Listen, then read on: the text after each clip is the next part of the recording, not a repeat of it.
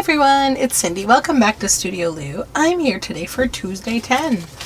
If you're new here, Tuesday 10 is where I take 10 things out of essentially my scrap bin of not little scraps, but pages that I've kept, partially used digitals, randomness, collage boards. So today, we just keep on making until we use it all up, okay? So that's the whole point. So I have this collage board, which I'm not all that in love with, to be honest, so I don't know what will happen. We'll see. This is a demo page from one of my planner kits from my Patreon from a long time ago. This is a page from an art book. The 1st of May, 1851 by Franz Xaver Wintenhaller. And then this is a beautiful page. I'm not sure who this is from, but I hasten to think it might be the Paper Cameo.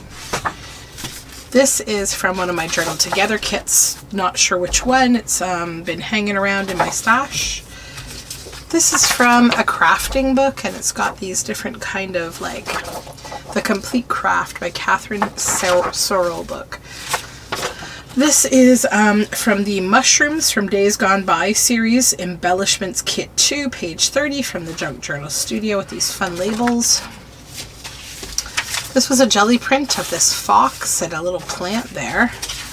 And this is from some kind of a history book, and this man's name is Clay Allison, I guess. He's like a Western kind of figure. I think he was actually a bad guy. He probably unalived some people, I think. He was not a good guy. It was from one of those, those brown, if you're book people, they're those brown Time Life books that have the circle on the front and the rest of the book is brown stuffed leather cover. The covers themselves are awesome. And you can cover whatever's in the circle of a image of a Western or people fighting or whatever. The content inside those books is 90% horrible. There's a few cool things like vintage documents and old pictures, but most of it's quite violent and terrible. It's, basically talking about cowboys and the history of the West and all that kind of thing. It's kind of yucky content, but important historical. I haven't checked it for accuracy, but it's Time Life. Either way, not important. I just like the covers. And then the last thing I have here is this beautiful iridescent oil painted brown paper.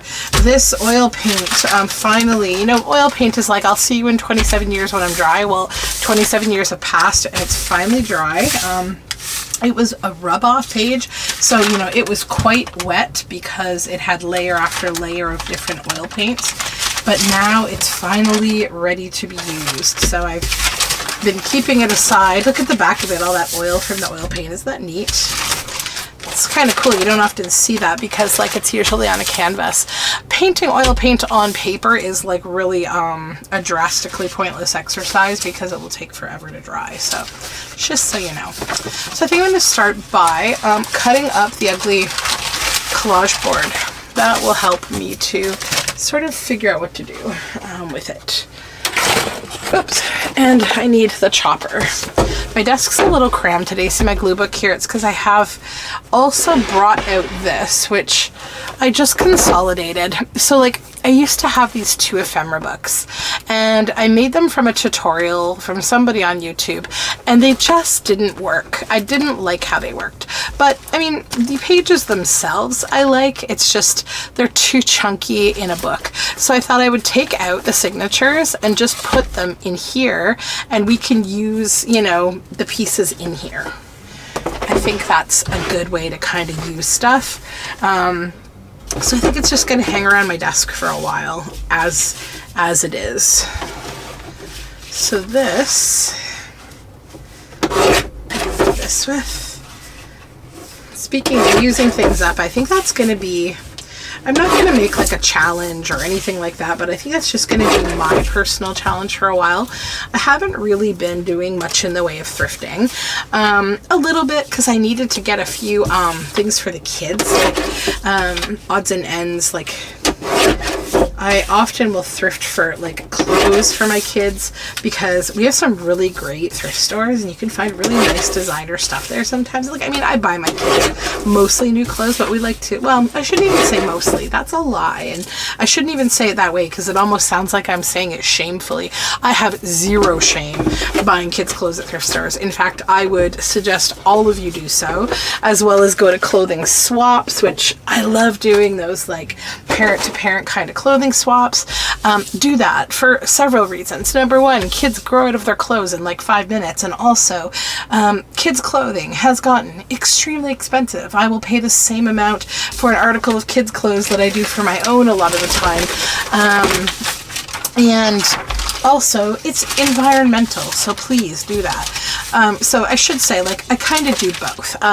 If I want to buy something kind of fancy and unique that I really like the brand, like it's like a Canadian brand or, you know, a brand that a friend of mine, because I have lots of friends who make clothing, makes them, that's the kind of like unique pieces that I buy for my kids. But I also have to limit how much I do that, right? We can't all spend, you know, crazy amounts of money on that kind of stuff all the time, because clothing itself is wasteful. At least that's the principle that I use when I think about clothing. I love this image here, but I want to take these guys out and just use this. And I may just cut her out and see if she would fit on that background or if we need a little bit more going on.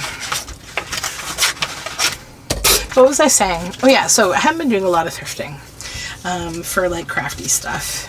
When I went thrifting yesterday, I got 2 things. In fact, I should just show you like in this video. One of which is actually clothing. It's not even crafting related. And the other thing my husband found rather than me. And you know, I got it though because it's really cool. I also noticed, much to my disdain, that like the book prices at one of my favorite thrift stores has really gone up, and I had suspected that was about to happen because they got like, they have a book lady, you know the type, the book people who end up volunteering at like thrift stores, and then when they do, they end up assigning like insane values to all the books despite like, you know, it being a donation. That kind of makes me a little crazy, to be honest. I'm going to use this pad of paper. This paper is like, maybe actually I won't use it. I'll put it in the coffee dye pile, then I will like it more. Will this fit on here? Yes, it will. Good. I just want to thicken this up a little before we use it. And what I should do is just get all the rest of the noise out of the way. I'm probably going to use one of these labels, but I was doing some reorg on my desk today because I'm trying to create a couple little sections of things where I'm like, okay, you're on my desk in my way, so I'm going to use you up. And I just want to use things up like that. So, yeah. It is very hot here today. I think it's like 90, 91 degrees. We were out for a good portion of yesterday. We had lunch. We had a really super weird experience and also a nice experience that kind of sort of made up for it. We were out, had lunch, did a little bit of outdoor kind of walking, but then we just decided like it was oppressively hot. I don't know. I might go to the beach tonight, but I haven't decided because it's Sunday and it's like maybe going to be busy, but possibly also not. I'm trying to make myself be less averse to busy. I always want to not go places when they're busy, and I'm trying to get myself out of that because it's like this thing, right, where there's so many decisions that you have to make. Like, should we do this? Well, is it expensive? Is it too hot? Is it busy? Like, it's like adding another element of like, why not to do things? And I'm trying to get myself out of it because it's like almost like, you know, pre-dread. You have no proof. You're just pre-dreading. So maybe we shouldn't pre-dread so much. I might do that and make that a little shorter, I think. Yeah. But yeah, so the weird experience, let me tell you. Okay. And I don't want to sound like an entitled brat here. I really don't. But, I mean, if I'm being one, I'm being one. But I don't think I'm being one. So there is this business in a nearby city, and it is essentially a cat cafe.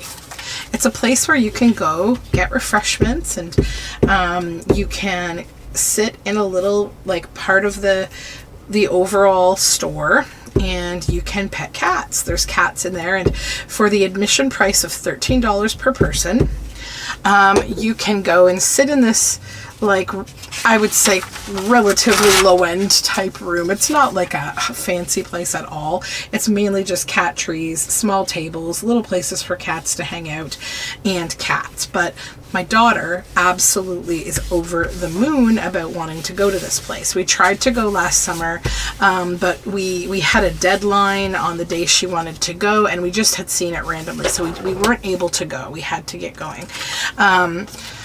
So I had promised her, I said, yeah, for sure, we'll go. And she recently remembered that I made the promise, and so I told her, sure. So we had lunch yesterday, and then I told her after lunch, we'll go to the cat cafe, no problem. It's just down the road. So we go in. The place, the front of it is like a convenience store. And so they were just checking out two girls who were buying drinks and leaving, like just drinks out of the fridge, the cold fridge, nothing prepared.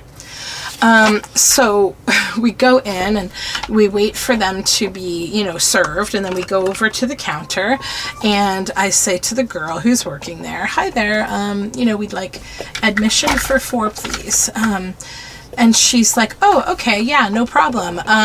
So the way that it works is you get just under an hour with the cats, and it's $13 per person, and you, we'll come and let you know about 5 minutes before it's your time to go, right? Like you've had your 45 minutes or whatever. I said, yeah, sure, no problem. I'm getting my wallet out. The kids are chatting with this girl, and we're getting ready to go. So I pull out my card. I'm standing there waiting to pay as she's finishing up, telling us something else, some other like relative rule to this place or something. I can't remember. So then, I go to pass her my card, and she goes, oh, but I should tell you that on weekends, we don't allow anybody under the age of 13 or 12 to come into our, to go in there because it's too busy. So I stop, and my daughter looks at me, and I look at her, and we're both a little dumbfounded, and I'm like, okay, well, my kids are 8 and 5, so I guess we won't be going in then. And so she just sort of stands there, not saying anything. Like, I was giving her the opportunity to say, but, like, it's literally not busy. There's literally 0 people in the whole place, so it's fine. And maybe she could have said, but I'll let you know, like, if things get busy, we might need you to wrap up soon, or, something like that, right? Like, I mean, my kids are responsible. Like, it wouldn't matter how old they were or weren't. They're not going to act in a way that, like, would have caused a disorder of some kind because there were children there. And I mean, I know not everyone can say that, and also that some people might say that, but that it's not really the truth. And I'll tell you, it is the truth with me. I do not tolerate, like, a lot of, my kids acting out of turn, and I'm very on top of my kids being polite and courteous and giving other people their turn, and I have a lot of reasons to be that way. And, I mean, none of that really matters. I understand rules are rules, but I feel like I don't understand why she didn't just tell me that from the jump. Instead, she talked to my children. She told me all the rules of the place. She mentioned to me that the menu was on the wall behind her. She smiled. She was friendly. Like, I just felt like, what a completely bizarre and opposite day way to act. I was stunned.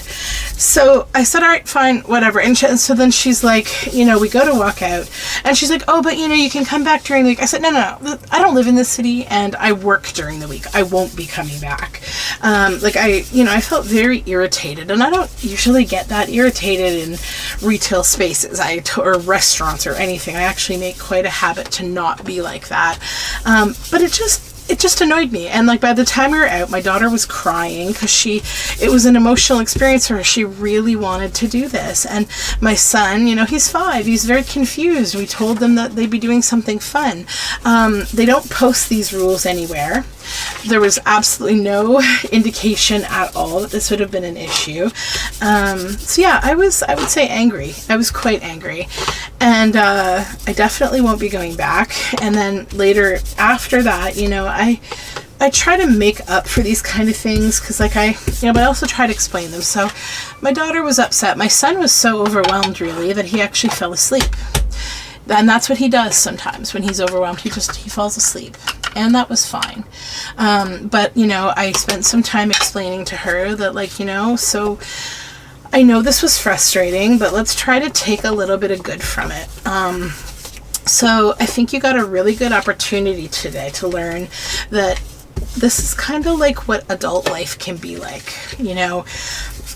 Things can be really hard, and you have zero control over them. You're bound by the rules of society and businesses and the government and, whatever. It's kind of like when I say no to you about something, and you may not understand, but I take the time to explain it to you. Unfortunately, this girl didn't really handle that very well, so I think you can use her as an example of how to not treat people, how to not build up somebody's expectations and then disappoint them, because that's a really difficult experience. And I think, if I wasn't more of someone who understands that fighting is futile, that girl could really have had an angry parent on her hands, or a really frustrated child, or somebody who may not have the same neurological capabilities to deal with these kind of things as what I do. So I said, I think you've learned about how to be better at being, kind to people, doing customer service, lots of things. So, she sort of calmed down. She wasn't completely out of control or anything, but she was just upset. And I said, why don't we go to the pet food store, the Pet Value store, and we'll get a new bone for our dog, Rex.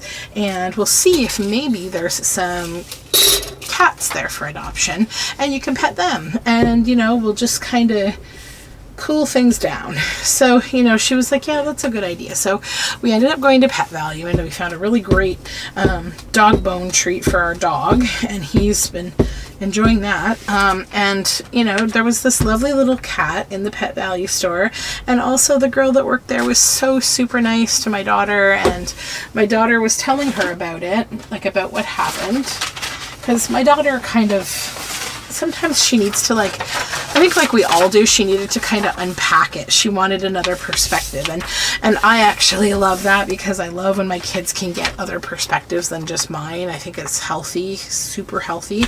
So, my daughter explained it to her, basically looking for probably someone's comment who has experience, in animals, in, outside our home and in the workplace. And, so the girl was really good. She was probably, in her late teens. And she said, no, I think you're absolutely right. She's like, the person working there shouldn't have made you feel like you were going to be going in when you weren't going to be going in. And also she should have called her manager to ask if it was okay to break the rule, because there was no customers.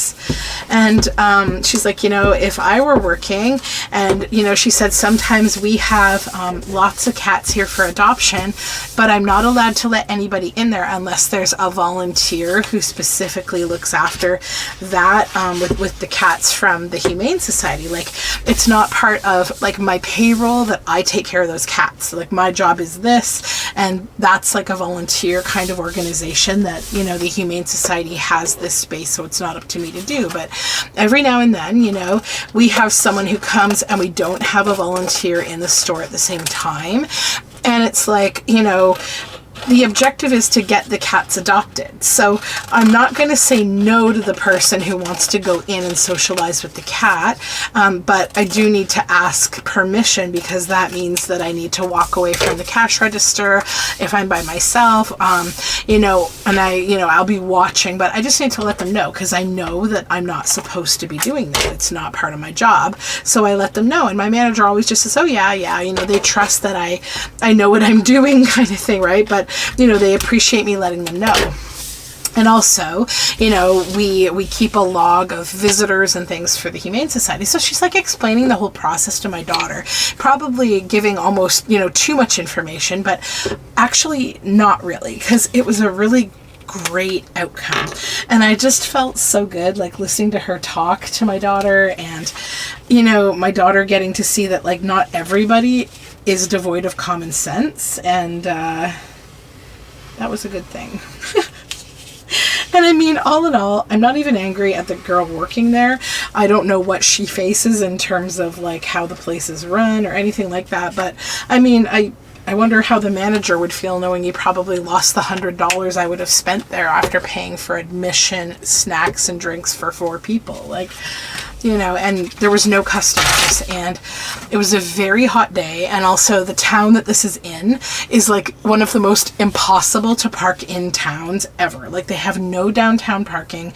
The only reason we chose to stop there and to eat there was because we were pulling up just as somebody was leaving, which almost never happens. We never go to the downtown in this town, because like, it's so hard to do. It's a joke, honestly. They've really messed up the parking. I don't know how the businesses exist down there at all. Every time we drive through, it's like there's almost nobody in any of the businesses. Like, it's really sad. I would hate that if like you open a business, you know, and then they do something to like impact the parking, and then you lose so much business. But I guess they do what they do, you know, what they can do. Ooh, Forest Spirit. I kind of like that one better. I want to maybe spray this with a bit of water and see if I can get some marking on it beforehand, though. So yeah, I'm sorry if that sounded like entitled or something. I don't mean for it to, and I take the risk of you thinking that way about me by telling you, but like, you know, what I can tell you is it's challenging, like when you have kids. And it's not that as a parent I don't know how to say no. I say no a lot. It's just, you know, it's hard when somebody, and it doesn't even need to be a kid, it could even be you, like you've really anticipated something. And I think one of the hardest things to deal with in life, the challenges that like we face, I think most frequently in life, is like when our expectations don't get met, right? And you know, you shouldn't feel like always your expectations should be met, but like for basic things, like, you know, going to some place like that, it's like, I don't know, it's a very other feeling. It's hard to explain, and it's also hard when you've got little kids. And, you know, especially if like you have kids who, you know, they may not be emotionally able to handle those kind of things. Kids vary neurologically, right? I mean, everybody does. Neurology is a spectrum. And I think there's this tendency to think that everyone should always quote unquote act normal or something. And, you know, normal is a spectrum.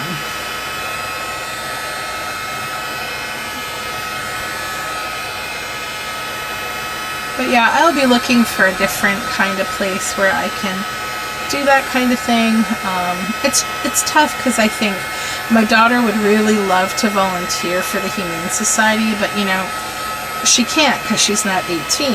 And you know, when I was a kid, there was loads of opportunities like that, but I don't know why it feels like there's just this feeling that we're in a very litigious society now or something, and everything is considered a liability. I don't even think that we necessarily have the real reasons to do these things, but like somebody thinks them up. Like the same as how, you know, a lot of elementary schools do not have playgrounds anymore because they consider it a liability. But like, is it though? Because like public parks still provide them, or is it just a lie so they don't have to finance it, right? It's like, I don't know. I don't think it's the innocent reasons a lot of the time where these decisions get made. I truly think there's a lot more to it. So I love how that water stain happened. It's so nice, but I want to add a little bit of bronze, I think, too. And just a few spots right around this. Just the smallest amount here and there.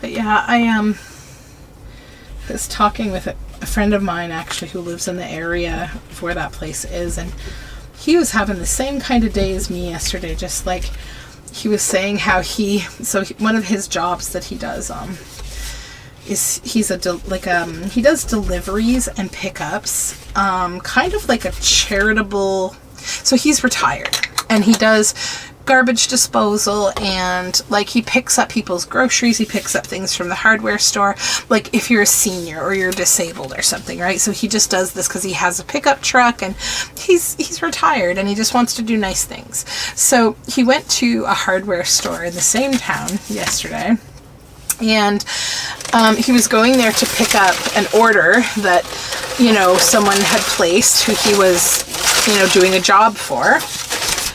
And so he had the receipt, the first and last name of the person who ordered it, the invoice number, you know, all the information, like absolutely all the information. And so he goes to the store and there's like this one guy, young guy. And the first thing the guy is like, oh, well, I can't find it in the system. And then he's like, okay, well, here's the receipt. The invoice number is this. This is the first and last name of the person. And that, like, it was lumber that he was picking up. So this kid goes and gets another kid that works there, like another young guy. I shouldn't say kid because these are young employed people, not kids. So, same issue. The guy's like, oh, well, is it possible that this was picked up yesterday? And my friend was just like, well, it's lumber, and you know, your system should probably be able to tell you that. Like, is there someone else that works here? Right? He's just like getting annoyed at this point. And so finally, you know, as he wrote it in his thing yesterday that I was reading, he's like, and then a woman came along, thankfully. Perhaps they should have led with her. And she was able to resolve it in like 2 minutes, right? And it's like, it's so painful with so many things these days just being such administrative headaches. Like, I was trying to think if, like, did COVID cause this, or is there just something else going on? And maybe it all ties into the conversation that I've had a few times on this channel with, like, technology. It's making us stupid. I don't know. And it's like really concerning to me for the generations who are being born into it, you know? Like, oh my goodness.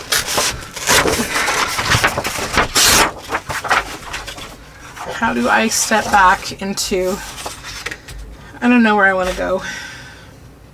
Maybe the 90s when everything felt so hopeful.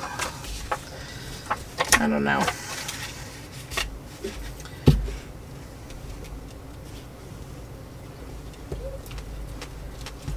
Okay. I did see a bunch of wild turkeys yesterday, and that was funny. They were all hanging out on the roof of a barn, not too far from where I live. I always love turkeys. Like, wild turkeys, they are so funny, and turkey vultures are funny too. So when I was a kid, my next door neighbor had a cottage out in the middle of like nowhere. I mean, nobody even knew the name of this town when I was a kid. I mean, it's gotten ever so slightly more popular now because it's close to my hometown, which has become like tourist Hades. But anyways, it's a really beautiful, very heavily wooded area.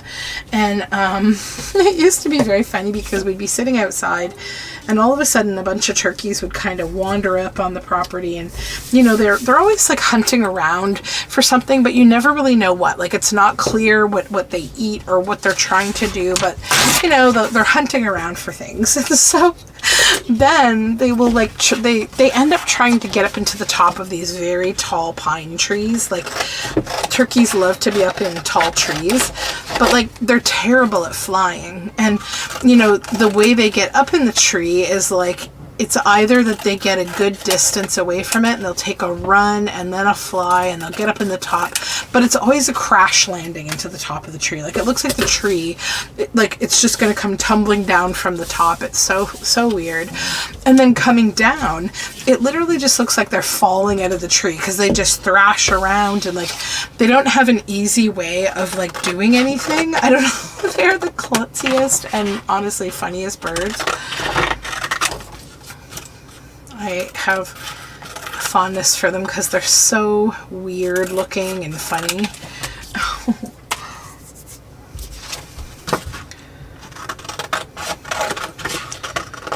I've been trying to take a little bit of a mental break from the world and news and everything for a couple of days because I've been feeling really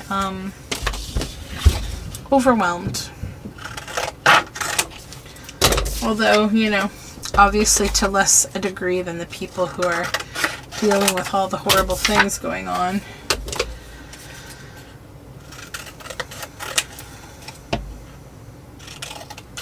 But I did watch this, like, really inspiring Instagram creator's reel about, you know, so every day he goes out without fail and picks up loads and loads of garbage from, you know, wooded areas and areas around where he lives. And, you know, he said a lot of people ask me, you know, what's the point? Isn't it too late? Because honestly, every time you do this, it just happens again. These irresponsible people come along and da da da da. And, you know, he said, it's like, yeah, well, I think about it that way sometimes too. But then, you know, I think about how that makes it even more important.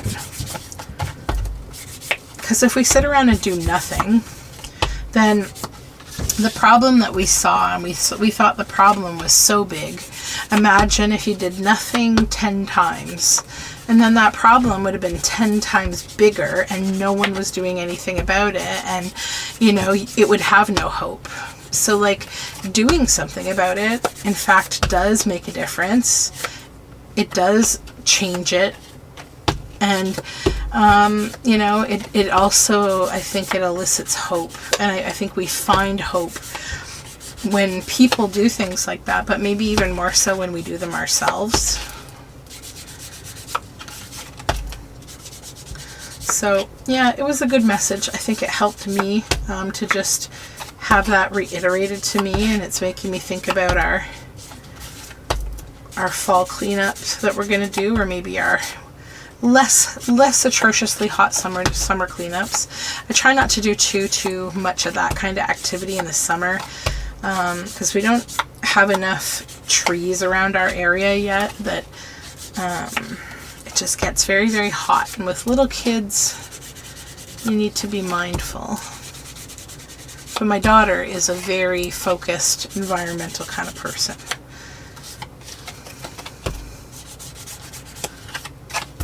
And I hope, you know, that continues. I'll certainly try to make it continue because we need people to be inspired to take care of the planet.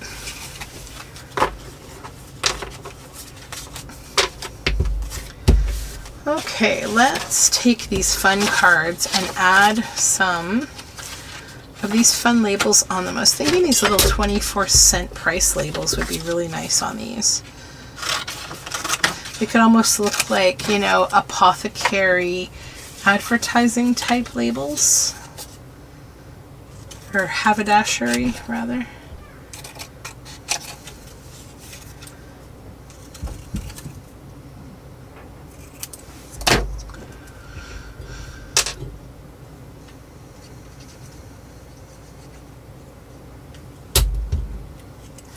So my daughter is in the quarterfinals right now.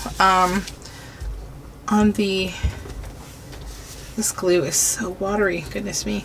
The Ranger Rick challenge. I think I shared it a little while ago on my YouTube posts page, because you can vote every day for her and it's free. Maybe I'll pop the link down below so you can see it, but it's been a lot of fun. She has a chance to meet Jeff Corwin, and she's pretty excited about that possibility. I mean, it's not an easy thing to win because there's only one winner, and I think, you know, there's a lot of people who buy votes to, you know, get their kid ahead. Although I do have a lot of friends who have submitted a lot of votes for her, and I really thank you if you're one of them. Absolutely wonderful. Thank you. What I can tell you is, even if she doesn't win, all of that voting and all of that money is going to a wonderful place, because so it is the National Wildlife Foundation, that focus their conservation focus, and the Ranger Rick magazine. You know, they've come together for, like, this is all about conservation funding. So it's a really, really good cause.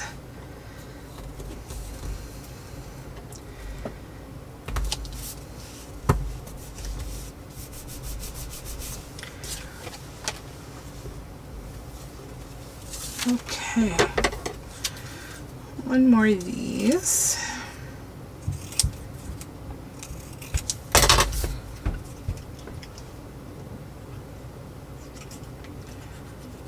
So I think I'm going to have to go see my doctor this week, because I'm still not seemingly clearing out all of my congestion, and my ear is still a little bit echoey. I think it reminds me a lot of what I went through when I was pregnant with my daughter and I couldn't take any cold meds, and I got like bronchitis, and kind of chronically, but like I was just kind of stuck with it. And I feel like that's sort of the same experience I'm having right now. I need to probably take something, but I don't really want to take any antibiotics again, because I took some when I had a very sore throat, and it just destroys my digestive system. Like, it's the worst.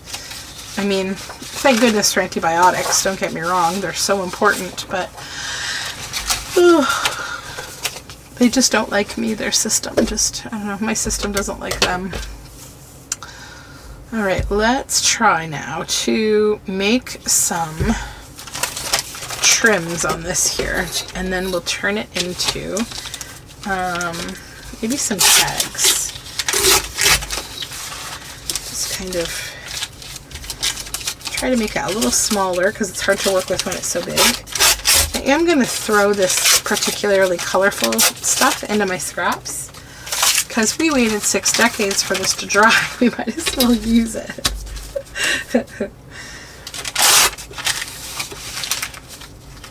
This is when I was doing some experimenting, and I think I experimented trying to use oil on an old jelly plate, and it is a definite no, don't do it. It does not work well. But you know, you never know if you don't try. Or let me try for you so you don't have to. There we go, keep that bit.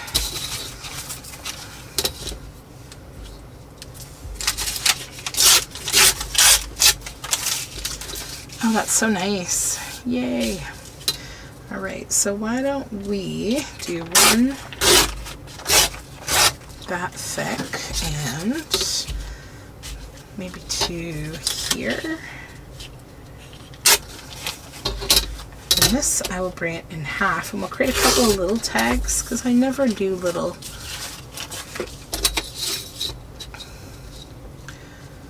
This one. There.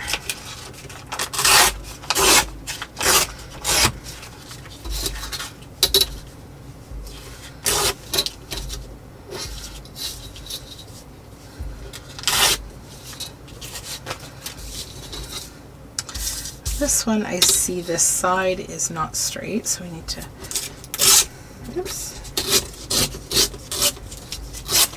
put that in the scraps.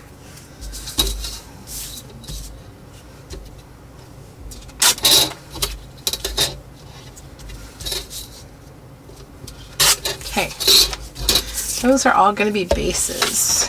super fun. Why don't we glue some of the little ones down on those scraps of folder that I created here.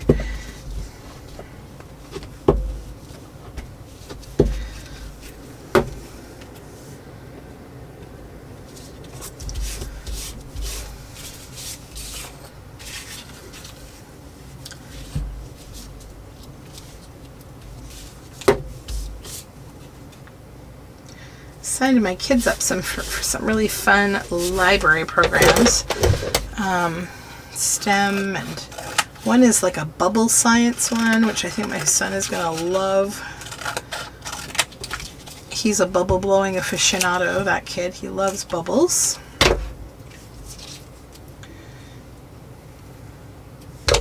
Which makes me think about my girlfriend, my late girlfriend, Carolyn. She was one of my good friends. She used to be a yarn spinner. That's how I met her. And she started this sort of, I want to say, charitable organization, but it didn't take any money. It was just a charitable action about like spreading peace and bringing happiness and joy. And she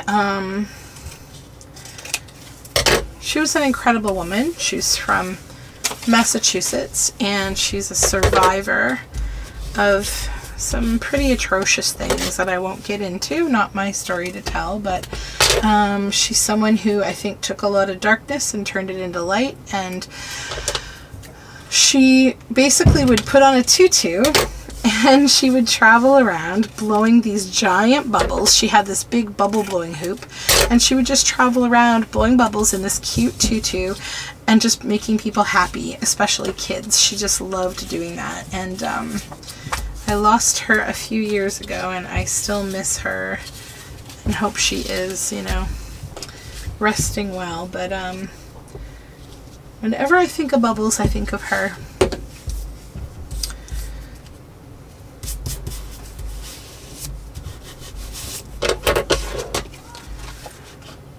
Alright, let's get these all cut out here.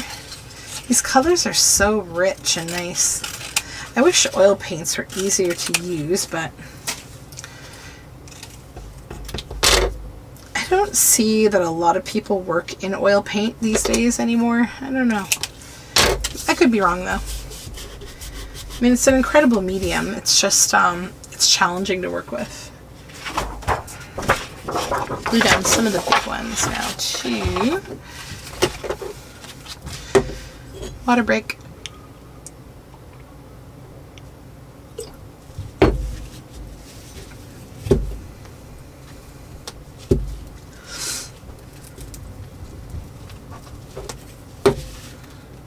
Okay.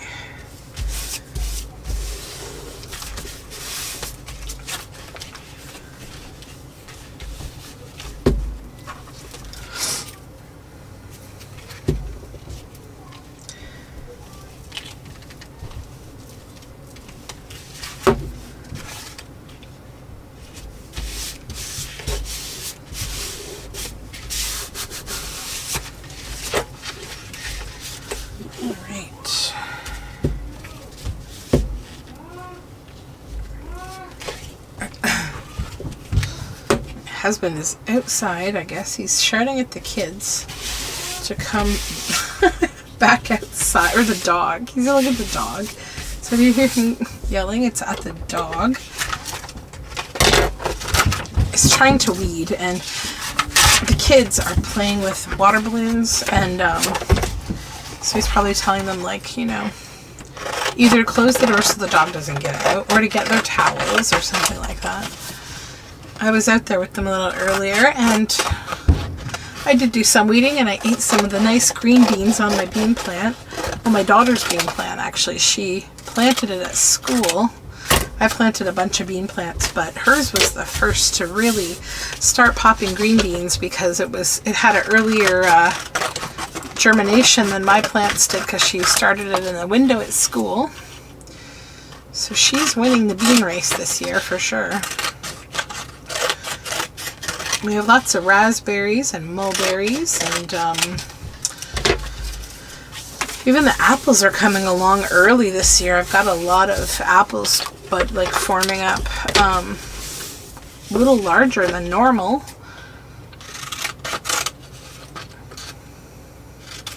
The herbs I really need to harvest. They're huge, all of them.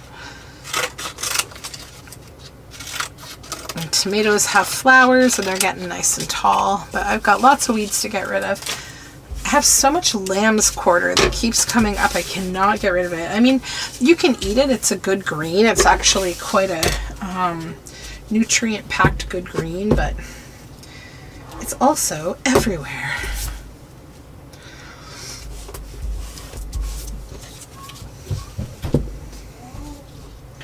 I think I'll make some mint water too today because I have lots of mint.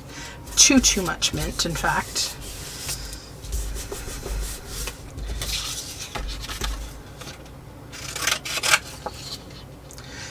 So it's funny, my neighbor,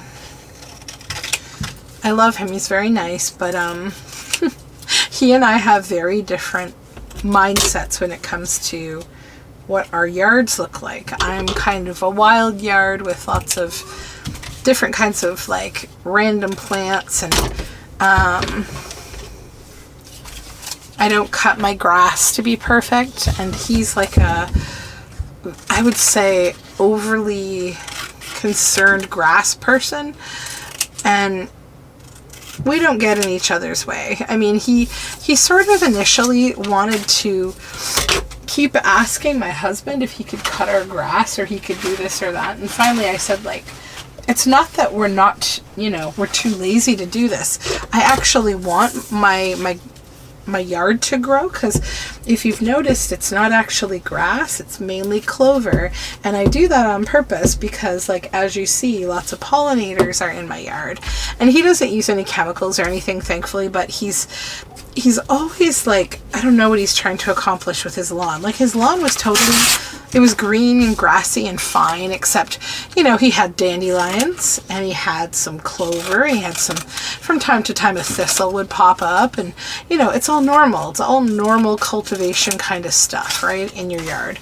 And then, like, I just feel like he kind of goes overkill. Like, this year, he always told me that he had a perfect lawn until he bought one of those big bags of soil. He said, oh, those things are just, they're infested with weeds, you know. And I said, well, maybe, you know, but I mean, also keep in mind, like, everything is pollinating everywhere, and trees and the wind and everything's blowing seed and everything everywhere, right? Like, I think it ultimately doesn't really matter what you do. You're not really going to be able to keep everything out of your yard.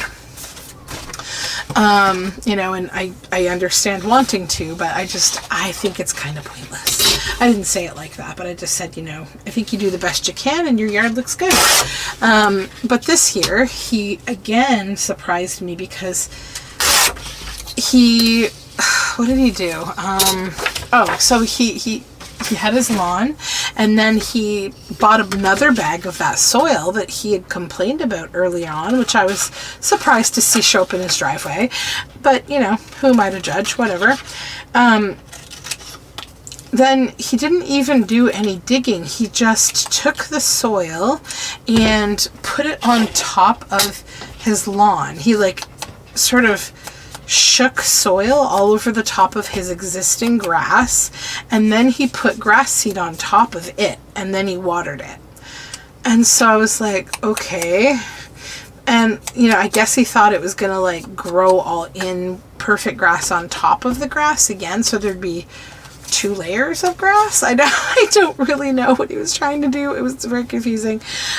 So it's still the same as it ever was. Like, it's not changing. It's still just, it looks like dirt, you know, soil dirt on top of sporadic grass. So it's like, I don't know, he's kind of ruined his lawn.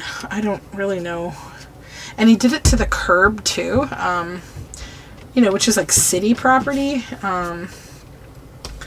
That you only have to trim, you don't have to, like, be responsible for. But I don't know. It doesn't bother me, except it makes me curious about like what he's trying to accomplish, I guess. I hope he accomplishes it. I don't know. I just hate when people like are frustrated about their lawn. So I just don't think it's that big of a deal. That's a cute, simple little tag, and it shows off the paint. We use those little bits up. That's fun.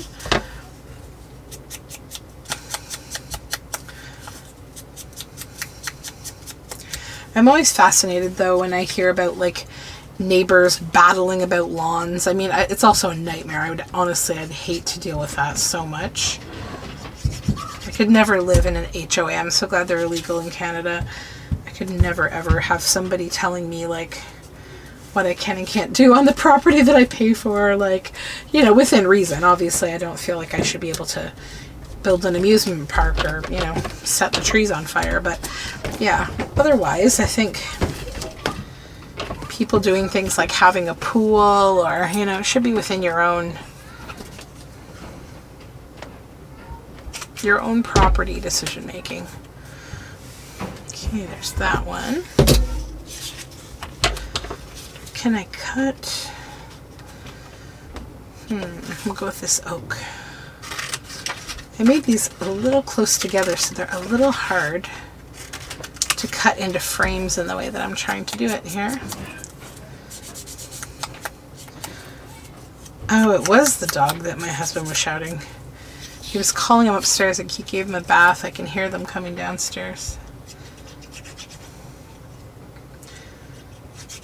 I feel like we're giving the beagle Rex, we give him a bath like every few days because he gets so stinky. I don't know, because it's hot.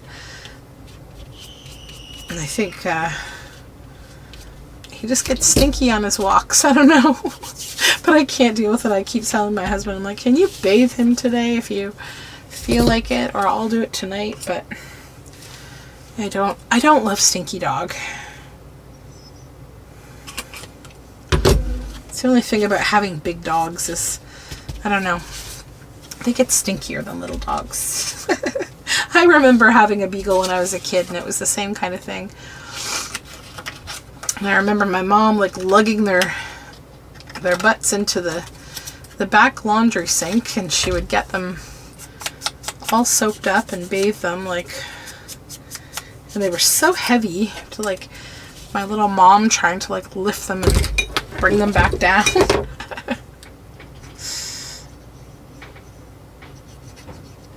Beagles are great dogs though. I grew up with beagles. But they can be a little bit wild for the first couple years of their life. Thankfully, our beagle, he has really, really settled down. The only problem I really have with him is, and I don't know, I think in order to fully resolve it, I would have to take him to some kind of training. He, like 2 years ago, we had a weird situation where all of a sudden he just broke out in this crazy rash, and you know, it seemed to happen overnight. His whole face got all puffy, and we took him to the vet. Like, we had to wait. It was on a Sunday, and the emergency vet was closed, so we had to take him to our vet on Monday. And by that time, it wasn't like an allergic reaction that was affecting his breathing or anything, but it was just sorry, I had to change my battery there. But anyways, it was just a rash, but it was aggravating, and so he was very itchy, and we were treating it with, like, you know, dog itch cream and that kind of thing. Then when we took him in, they weren't actually sure if it was an allergy or mange. They were like, you know, has he been around anything? And the only thing we could think of was we had a really weird, unfortunate situation where he had actually picked up a dead rat that got hit by a car on the road. Like, this was 2 years ago, and like it was horrible. Like, he didn't eat it, but he picked it up, and we were like, oh my gosh. So our vet at the time had told us, like, just monitor him, and he never had any symptoms right then, so we thought, like, okay, well, you know, no big deal, he's fine. But we didn't know if it was that, because it was a couple weeks later, or it was an allergy. So they gave him a steroid shot, and they gave him allergy meds and antibiotics to kind of like deal with whatever it was, if it miraculously oddly was mange or an allergy. But then the following year, and this happens in late summer, the same thing happened. And so we have now we know it's an allergy for sure, because last year we just got him the steroid shot and the allergy meds, and it went away fine. So he didn't have any antibiotics, so we knew it wasn't an infection of any kind, it's just allergies. So now we do like a preemptive kind of dose for him. Right at the end of summer, we give him allergy meds, like right maybe mid-late summer, so that he doesn't experience this, because it's pretty bad. I never had a dog with allergies before now, but yeah, it's really bad. Poor babies. So we try to be real careful with not letting him have allergies, because it's very uncomfortable. Okay, we need to find some things to put on these tags, and I'm hoping that I can find something kind of cool. Also, I do have bits and bobs that could be nice, even on these little tags. We could even dress those up a little more if we wanted to. I've got these fun stickers, but maybe not there for that one. I've got this doily. Maybe use this doily on one of these tags too. Kind of calm it down a little. Yeah, that would be good. Wrong glue stick. I don't know why I have like 3 glue sticks on my desk all of a sudden, but I do.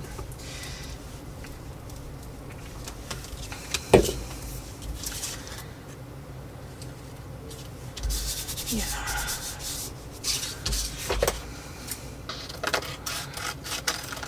Use that for something else. That'll be good there. And I need like a larger focal point, and I don't know.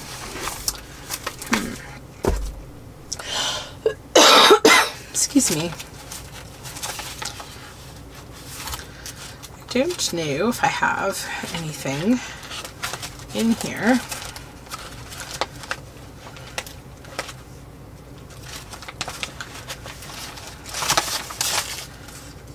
These are like tall, floral, not really. Not that one.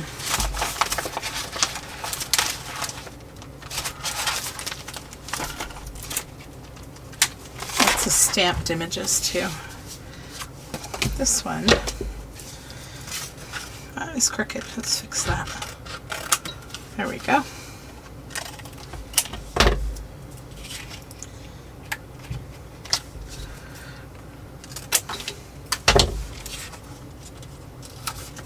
Okay. Get my hole punch. I do the bigger hole actually. It's a little.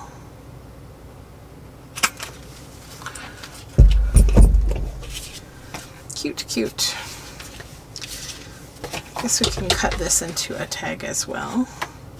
I'm going to cut that top bit off. I did like the color it lended to this, but I think it's too tall.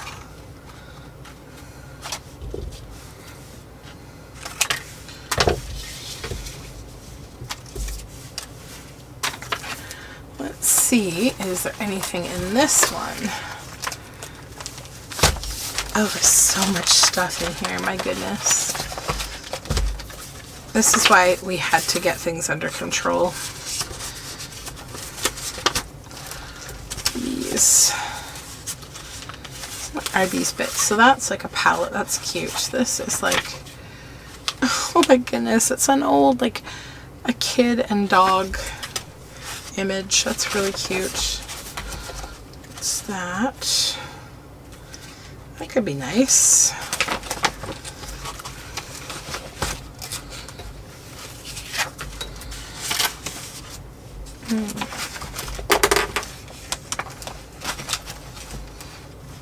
Yeah, and we do have these Dina Wakley. Maybe I'll use one of the Dina Wakley images too. Okay. That could be cute there, and then maybe with something else. Oops, we got 2 of those. I'll put one over here. I wonder almost if...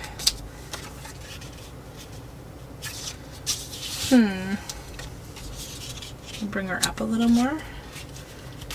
Do that. I actually like that. Yeah, that's kind of cool. I like the contrast of the black and white. These are like nice quality paper. You could watercolor as well. But I think I like the contrast of the black and white because it's a nice, nicely textured image, like the sweater, the hair.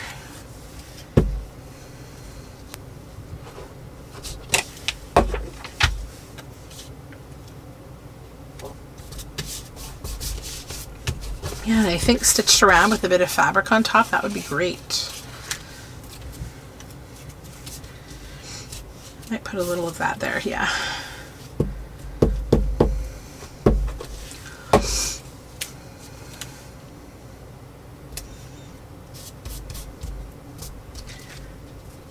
Oops. Not sticky. Not sticky enough.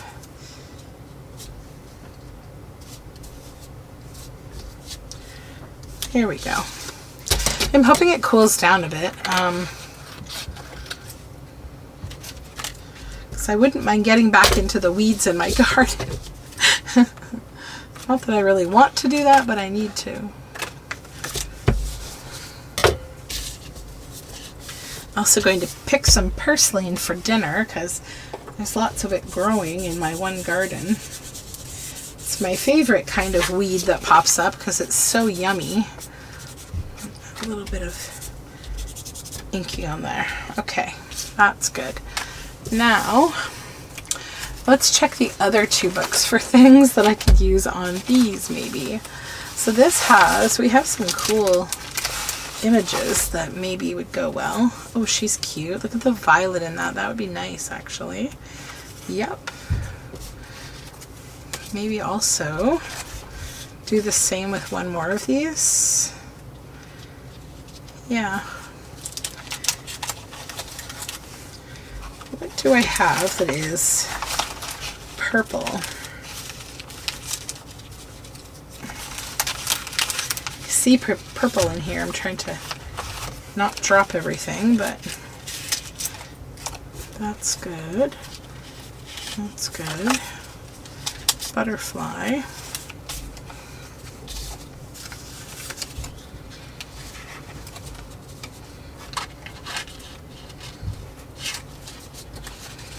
Maybe not that one, maybe this one.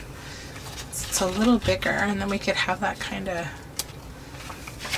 organically coming out of there. Yeah, I like that. Alright, let's make those. Unless I have, let's see what else I have in here. I have lots of stuff. That's cool, butterflies. There's a ticket.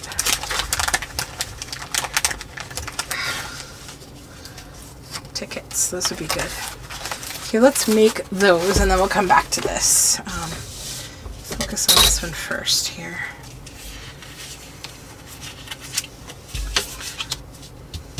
I'm going to go with art glitter glue on this.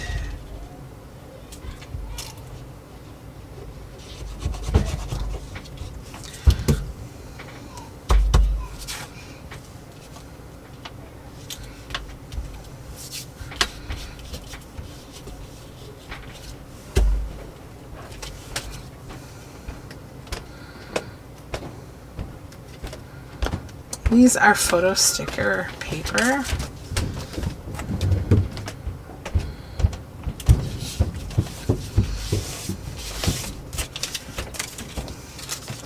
And these, I think, are also acetate stickers. Yep.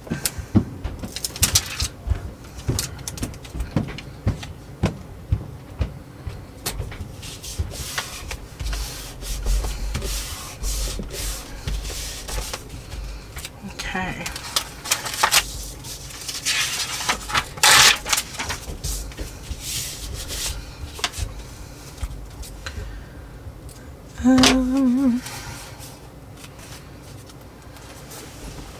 Grab my punch here.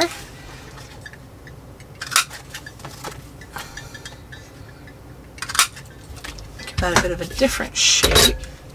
And then actually I'll put some glue under here. These stickers probably could use a little glue.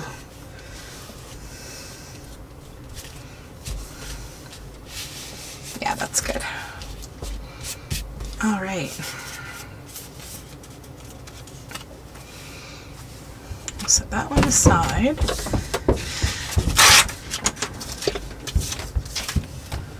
This one.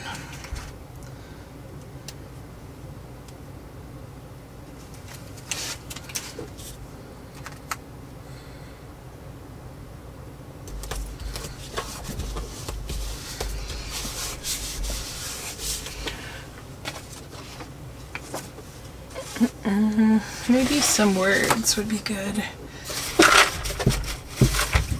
If I have something good.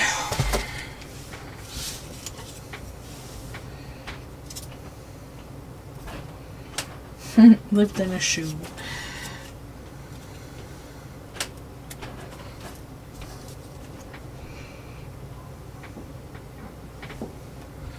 That's fun, but in going down an alley to a castle in a valley, they completely lost their way and wandered all the day. I love that.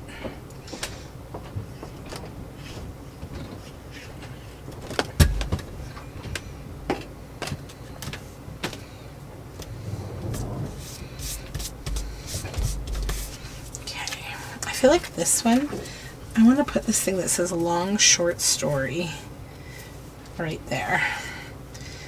I just feel like it needs a little, just a little touch of something. Cute. Okay. Put our words back.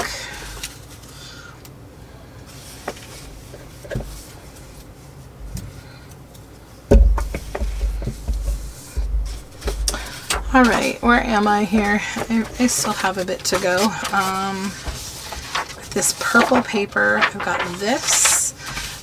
This I know I'm only going to use one side of it. So I'll bring this smaller. That could go in my scrap backing paper.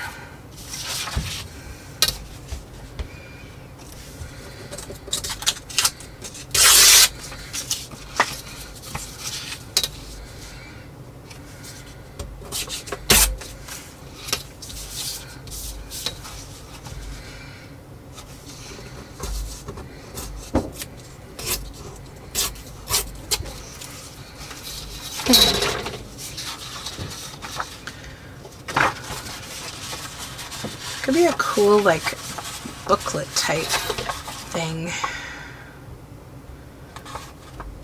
Or a folio. We could do a folio with this. Okay, let's do a folio.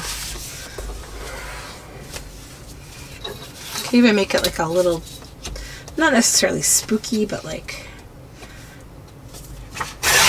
I think, you know, purple and antique-y maybe, or eclectic, but like slightly dark.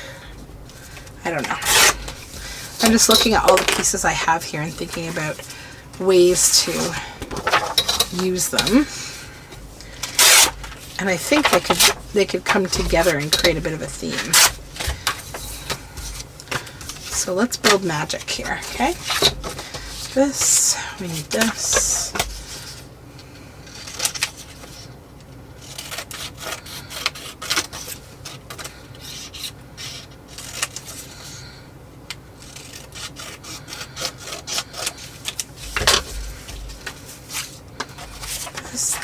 This, that.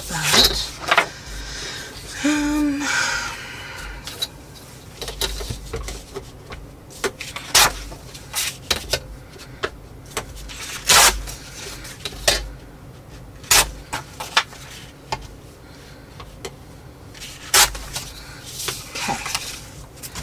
Perfect. Now, we need to back this in some way because it is stark white. We could also ink it, but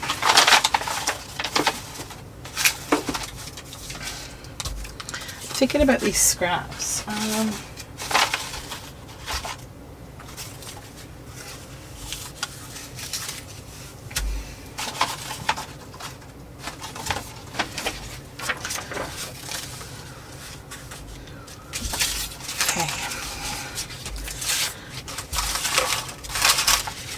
Let's bring this all together.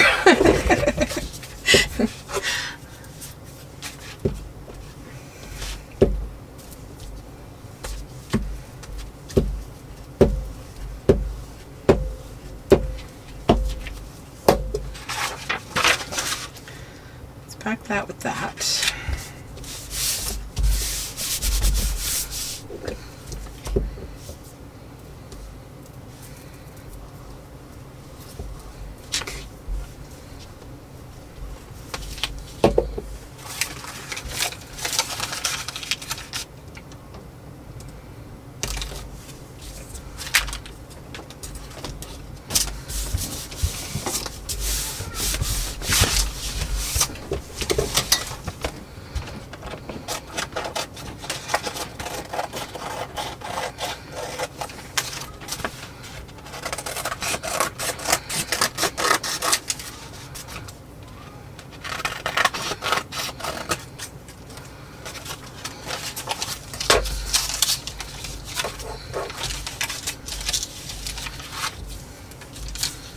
Let's just wrap this around, do something weird with it. We'll see. Okay.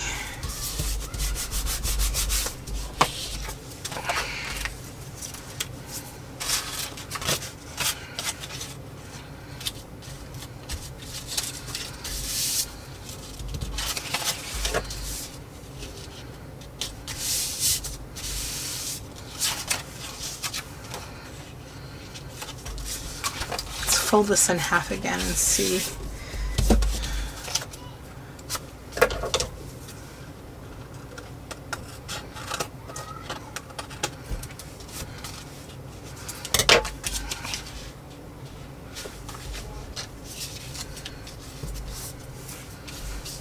I think we need tape.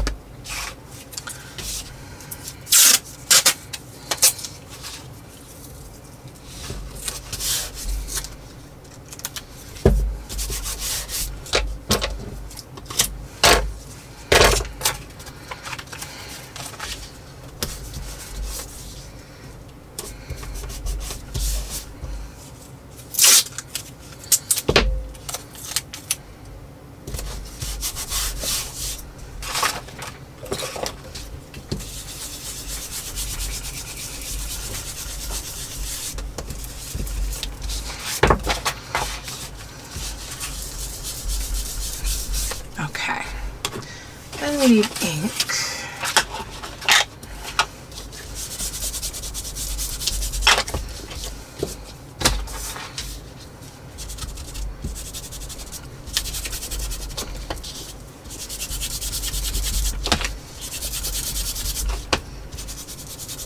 And then I'm going to recheck the size here of this folio. So I think it might be a little big.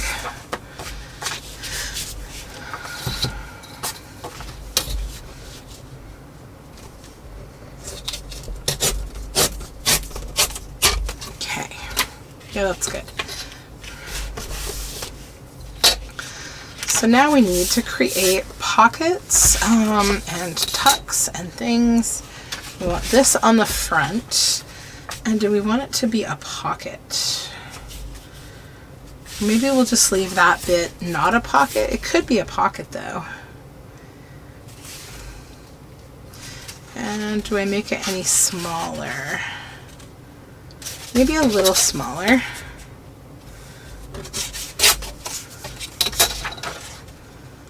Have it be like a side tuck pocket. Yeah, let's do that. So we need to give it a little thickness.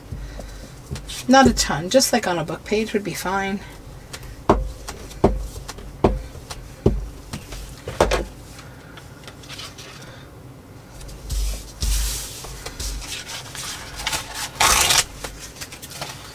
Okay, and then tear it back out.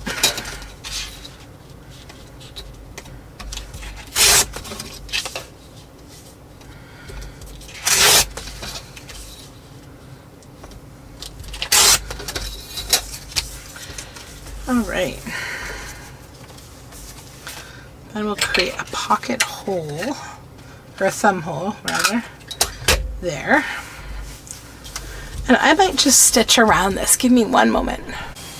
All right, we're back from stitching. So I stitched around the pocket as I mentioned. I also took the liberty to stitch around here and add a little bit of fabric up here and over here so that we get, you know, a little more interest going on. So let's go ahead and glue this down now to the front to create that pocket. Whoops.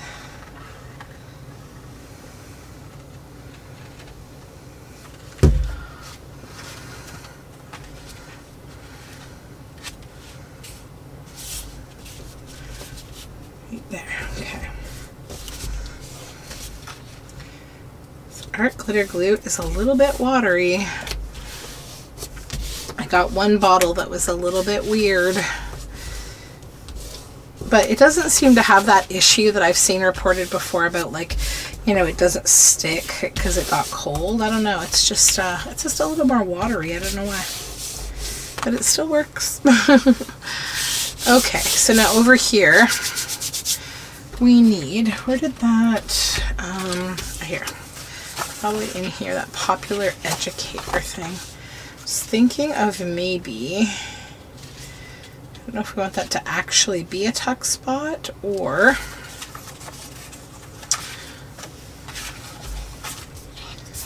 okay, this needs to be dyed and inked and things, I think. It'll be a pocket over here. I think I would like to put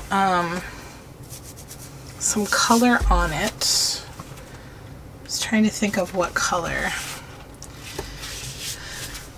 Let's move this and I can look at my inks here.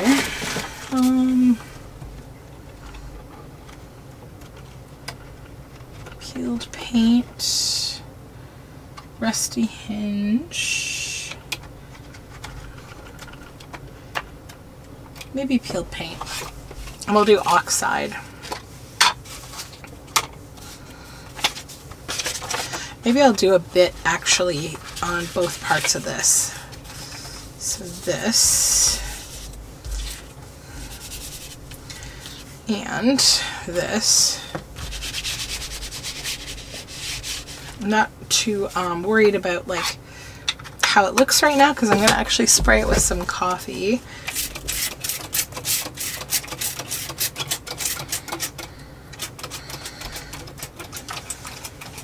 I gotta refill my coffee bottle here. There we go. Okay. And then we'll just let this kind of move around. Just kind of spatter them together a little bit, make a mess here and there. It's all good.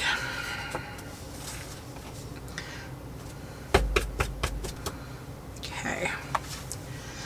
Then we need to dry these.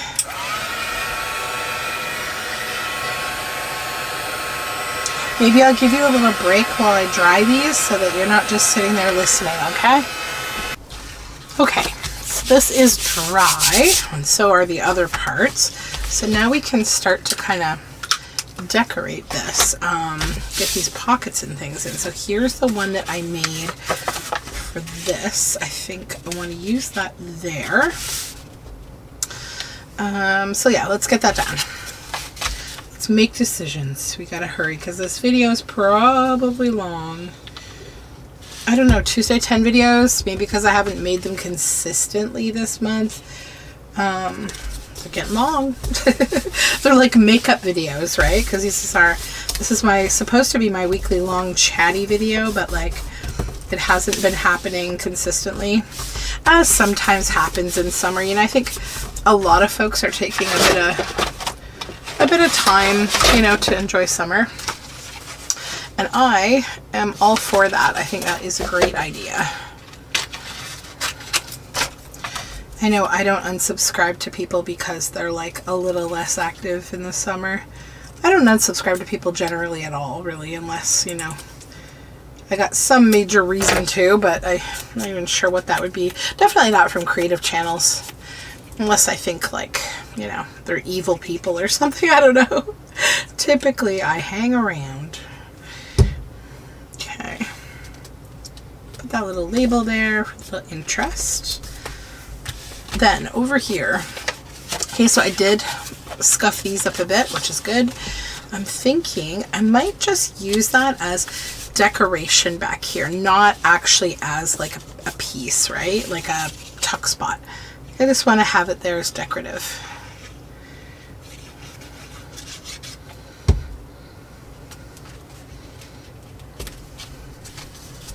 That's cool. Okay, then we need to create, we need a journal card to go in here. We need a tag to go in here. I do have some tags though, like I was thinking of using. I did stitch around these while I was hanging about, and I thought maybe not this one because it's thick, but maybe the other one, it's not too thick. So let's just run the ruler in there and make sure that everything is good. Yeah, we're all good. Put that one in here. Good. Just gonna trim some of these green threads down a little.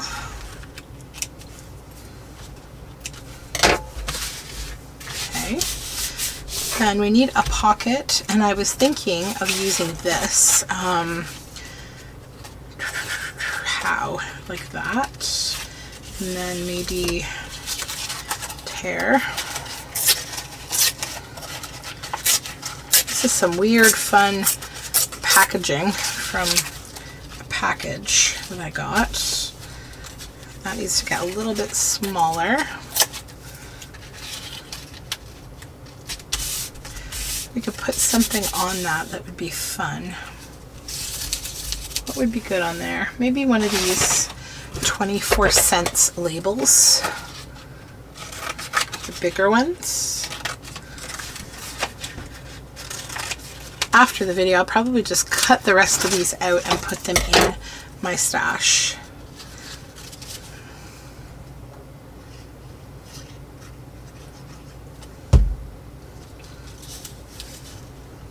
Now I love this bumpy paper, and I don't want to glue it down to anything because it'll lose its bumpiness. So I think what I'm going to do is stitch it right onto the folio. Give me one sec. I won't even pause. Hold on.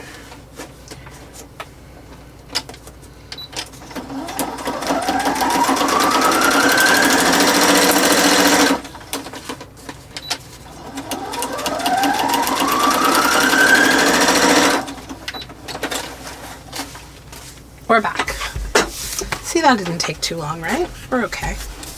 Okay, that's there, and now that's a pocket. And I'm gonna leave the extra bit there. I just think it adds to the fun. Trim some of these down though, because some of them are a bit long. I do like threads, just not like out of control long. There we go. Okay, so let's I've got this tag. I was thinking of putting him on this tag or using him as a pocket at the back of the folio.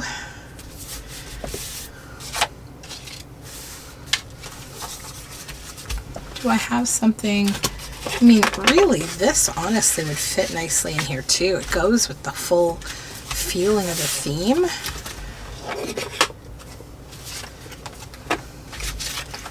Actually, but that also would fit. And yeah, these go together quite well, right? So why don't we go ahead and make what I want to make with him for the back of the folio. So I need to do a bit of gluing. Do I have, yeah, here. Glue this down.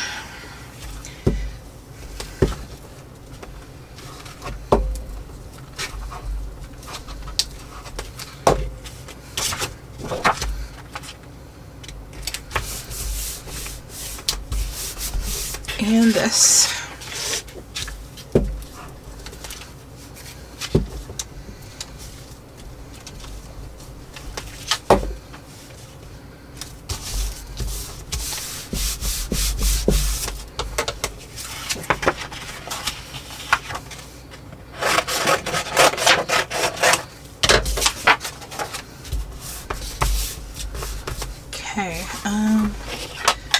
before we pull this up, I want to ink it.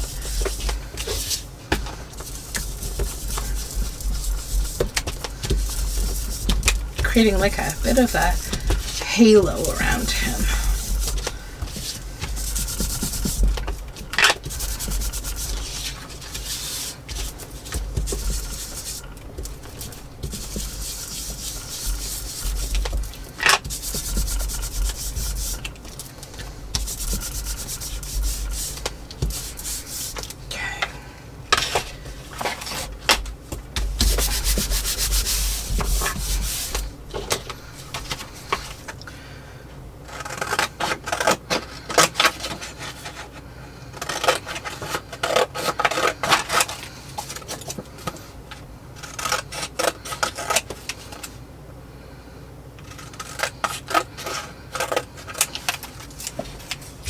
Then we're going to take the side of the scissors here and we're just going to rough this up a little.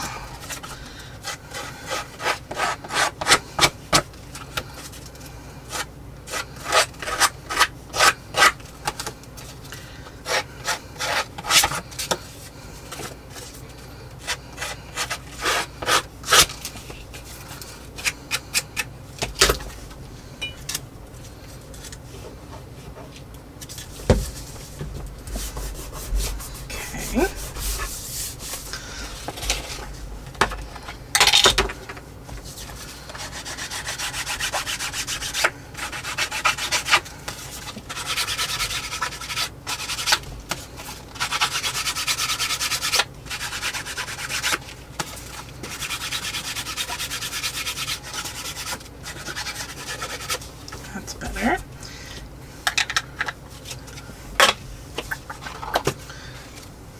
And this window,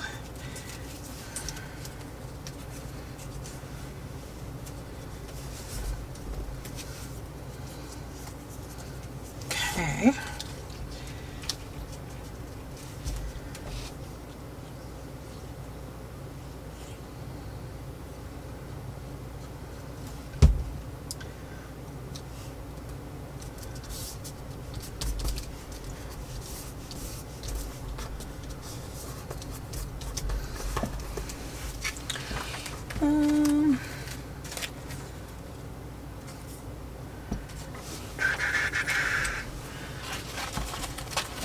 Just looking for something. Give me one sec, guys.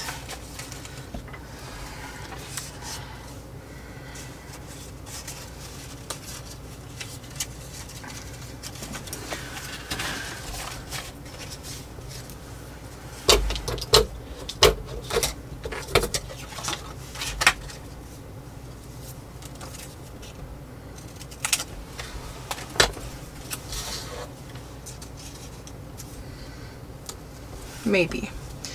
We'll see if this fits or not.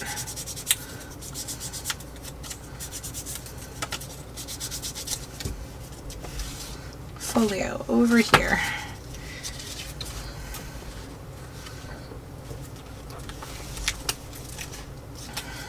I think it will. Let's get it on there first.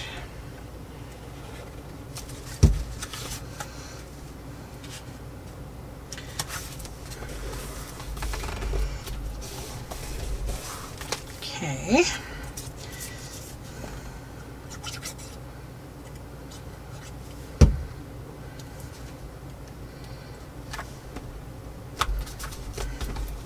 It's like kind of like beautiful but mysterious.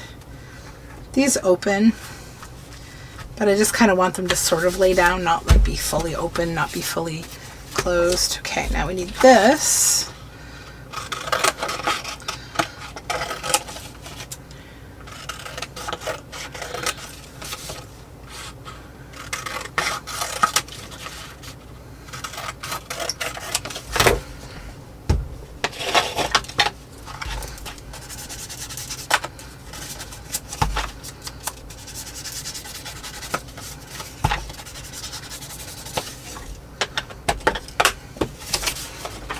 And I've got this cool poem too. Who likes the rain? No, it's too childish. maybe this. Is this wide? Yeah, it is.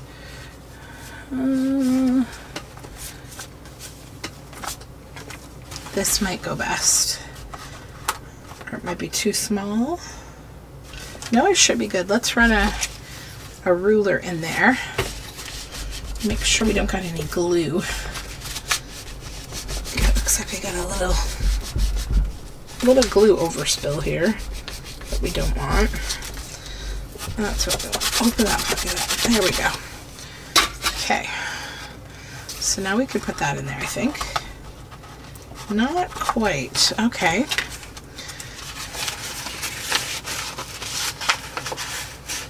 Just feel what's going on in here. It should be big enough. Okay, let's try that. Nah, it's still a little too big. You know what? Let's just trim it a little on both ends.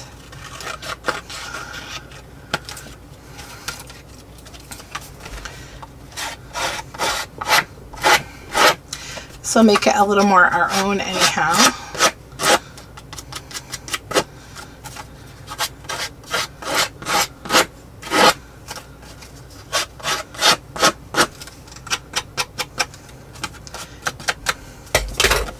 Okay. Do the same with this card that we made.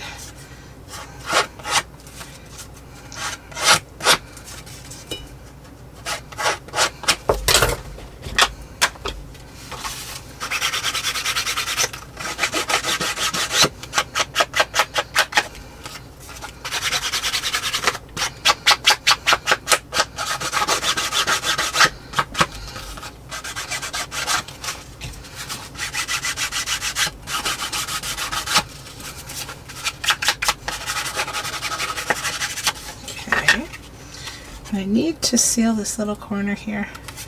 There we go.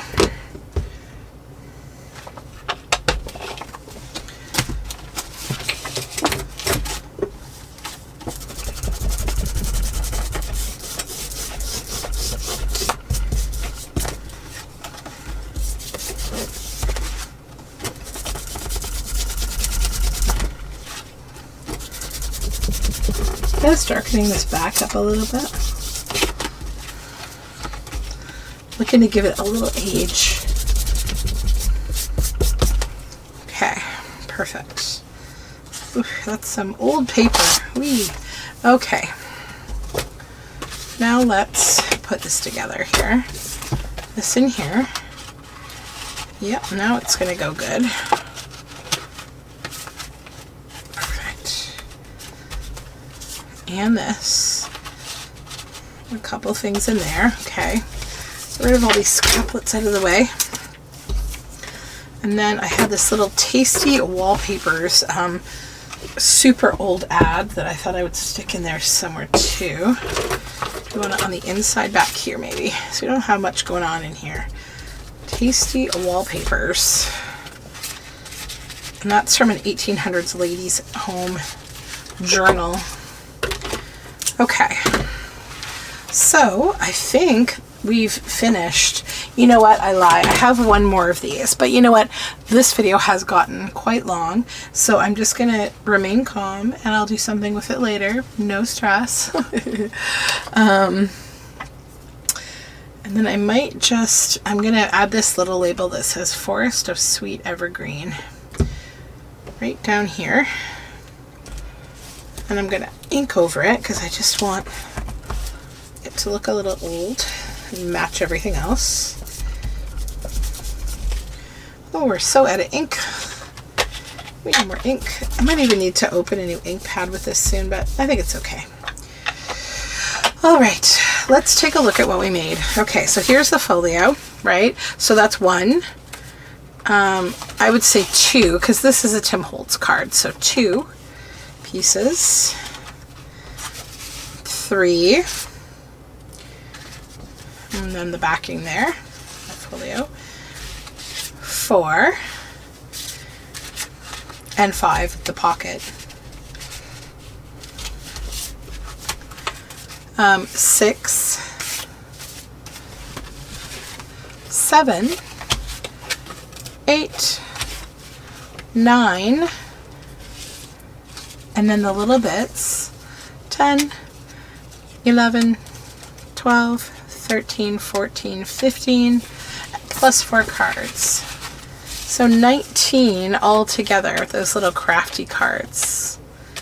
Apothecary or haberdashery cards. So that is what we did today. I am pretty happy with how everything turned out. I think it's a lot of fun, and it's like a good diverse amount, like bits, right? Like diverse things. I'm always happy when I can put a folio together. I often forget all about doing folios, and then I'm like, hey, I should do a folio with that. So I'm glad we actually did do one today. So thank you for joining me for this Tuesday 10. Goodness knows how long it's going to be, so I should hush up. But I will talk to you again real soon. Bye for now.